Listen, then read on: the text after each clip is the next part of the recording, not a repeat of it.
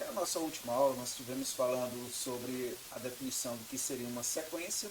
Depois nós começamos a falar a respeito do termo geral de uma progressão aritmética. Gastamos 2 aulas para isso. Nessa terceira aula, nós vamos falar sobre a soma dos termos de uma progressão aritmética. Então, espero que já esteja aí com sua caneta, seu lápis, anotando as informações. Já damos início dando um pouquinho de fato histórico a respeito sobre a soma dos n primeiros termos de uma PA. Carl Friedrich Gauss, que viveu entre 1777 e 1855, é considerado um dos maiores matemáticos do século XVIII. Conta-se que, quando criança, seu professor pediu aos alunos que calculasse a soma de 1 até 100. E, para susto desse professor, Gauss resolveu rapidamente o desafio. O professor verificou que Gauss foi o único a acertar a resposta correta, que foi 5.050. Bom, o pequeno Gauss percebeu que, ao fazer a soma dos termos que estão à mesma distância dos extremos, encontrava-se a mesma soma. E é interessante que essa ideia, se realmente ele fez, é o que nós utilizamos hoje para encontrar a expressão da soma dos termos de uma PA. Então, esse jovenzinho, quando criança, trouxe essa pequena descoberta para nós. Neste caso, se eu vou somar aqui os extremos, mais 100 dá 101. Se eu pego 2 com 99 dá 101. 3 mais 98 dá 101. 4 mais o termo 97 dá 101. O que a gente vai observando eu vou formar 50 pares, onde esses pares, todos eles têm uma soma igual a 101. Portanto, a soma das 50 parcelas iguais a 101 dá 50 vezes 101, que é igual a 5.050. Ou seja, essa ideia pode ser utilizada para encontrar a fórmula da soma dos n primeiros termos de uma PA, sendo conhecidos o primeiro termo e a razão da progressão. Portanto, se eu tenho os termos A1, A2, A3 até AN, a soma dos n primeiros termos da progressão pode ser indicada como sendo o quê? Sn igual a 1 mais A2 mais A3 até AN. Mas eu posso inverter a posição desses termos. Se eu inverter, a soma vai ser AN mais AN menos 1, AN menos 2, até, em ordem decrescente, A3, A2, A1. Eu vou agora fazer a soma de 1 com... Aqui é 2, né? De 1 com 2. Neste caso, eu teria Sn mais Sn, que dá 2Sn. Seria A1 mais AN, A2 mais AN menos 1, A3 com AN menos 2, AN menos 2 com A3, AN menos 1 com A2, AN com A1. Uma coisa importante, por se tratar de uma PA, ao somar A1 mais AN, é igual a A2 com AN menos 1, A3 com AN menos 2, e aí vai. Ou seja, a soma seria o quê? A1 mais A do AN, A2 mais AN menos 1, AN menos 1 com A2, AN com A1. Bom, veja que 2 vezes Sn tem n parcelas iguais a A1 mais AN. Veja que, por que eu disse parcelas iguais? Você tem aqui, primeira parcela, segunda parcela. Se eu pegasse somente o A1 mais o AN aqui, estaria reduzindo a metade a quantidade de parcelas.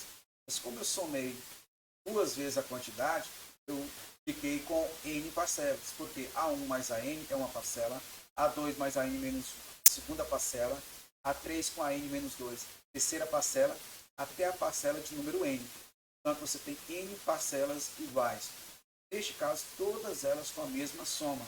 Lembrando que a gente respondeu uma questão onde a soma de parcelas que estão nos seus extremos ou na mesma distância, elas são iguais. Portanto, eu teria aqui que 2 vezes a soma de os termos Sn é igual ao que? A n vezes A1 mais AN. Portanto, a nossa soma seria A1 mais AN vezes n dividido por 2.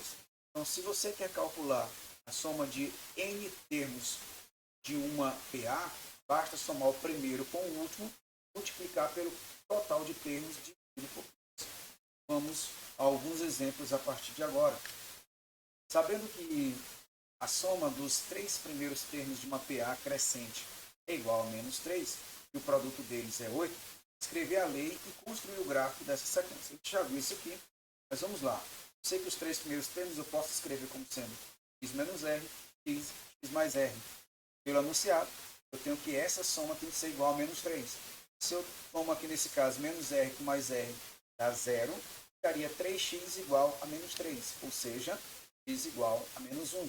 Vamos substituir agora esse valor de menos 1 no produto, onde o produto desses 3 termos ele pode ser igual a quanto? X menos r vezes x, x mais r. O valor de x é igual a menos 1, menos o r, vezes o menos 1, vezes o menos 1 mais r. Isso igual a 8. Ou seja, se eu multiplicar aqui essa expressão por menos 1, toda ela, você ficaria com menos 1 menos r, vezes menos 1 mais r, igual a menos 8. Bom, neste caso, você teria menos 1 ao quadrado, menos o r ao quadrado, igual a 8. Lembrando que o produto da soma pela diferença de dois termos. Só que o menos 1 ao quadrado dá 1, passa para o segundo membro, vai menos 1. Então você teria menos r ao quadrado igual a menos 9. Multiplica tudo por menos 1, vai encontrar r ao quadrado igual a 9. Portanto, você tem dois valores para r, 3 e menos 3. Posse disso, uma razão não pode ser negativa. Por que ela não pode ser negativa? A PA ela é crescente. Portanto, se a PA é crescente, o valor de r igual a menos 3 não serve. Eu tenho no caso que a razão é igual a 3.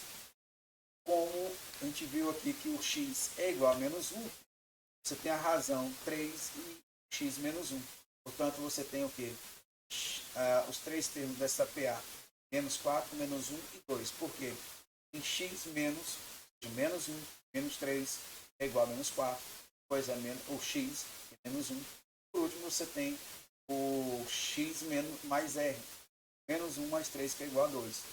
Bom, portanto, eu tenho os 3 primeiros termos igual a menos 4, menos 1 e 2. Já viu que a lei de formação ela pode ser dada pelo A1 mais n menos 1 vezes a razão. Se isso é verdade, eu vou substituir o A1 por menos 1 e a razão aqui por 3. Portanto, você tem menos 1 mais 3n. Desculpe, menos 4 é o primeiro termo. Eu falei menos 1, né? Então, o valor de x. O primeiro termo é igual a menos 4 mais 3n. Se eu quero construir o gráfico, isso aqui é o gráfico de uma função do primeiro grau, basta substituir nos valores de n. Neste caso, você vai ter que, na construção do seu gráfico, eu vou fazer aqui a partir de n igual a 0. Okay? Se o n for 0, você está calculando o f de 0, que é menos 4 mais 3 vezes 0, dá menos 4. O f de 1 seria menos 4 mais 3 vezes 1, dá menos 1. O f de 2 dá menos 4 mais 3 vezes 2, dá 2. O f de 3 menos 4 mais 3 vezes 3, que dá 5. E aí você poderia ir acrescentando valores. Menos 4, menos 1, 2, 5, 8, e aí vai. Certo que ele começou a partir do 0, porque o n ele é natural. E vamos para a próxima questão. Calcular a soma dos 80 primeiros termos da PA, em que A1 é igual a menos 10 e a razão é igual a 3. Para encontrar a soma dos 80 primeiros termos da PA, eu preciso do primeiro, preciso do último termo da quantidade de termos. Neste caso, o último termo é o termo de posição 80, que pode ser calculado pela a lei geral de uma PA, caso do termo geral de uma PA. Neste caso, ele seria dado por quê? A 80 seria igual a 1, mais 80 menos 1, ou seja, 79 vezes a razão. No primeiro termo, você tem que menos 10, a razão é igual a 3, portanto, você fica com menos 10, mais 79 vezes 3. Ou seja, vai encontrar aqui que o A80 é igual a 227. Se eu quero a soma, eu vou aplicar a soma dos n primeiros termos de uma PA, que é dado por quem? Primeiro mais o último vezes n dividido por 2. Ou seja, o primeiro termo é menos 10, o último é 227 vezes 80 dividido por 2. Ou seja, você tem menos 10 mais 27 vezes 40. Porque você vai ter 80 dividido por 2. Portanto, 80 dividido por 2 dá 40 vezes 217. cujo resultado é 8.680. Bom, próxima questão, nós temos determinar o décimo termo de uma PA, sabendo que a soma dos 48 primeiros termos é igual a 1008 e a razão é igual a 2.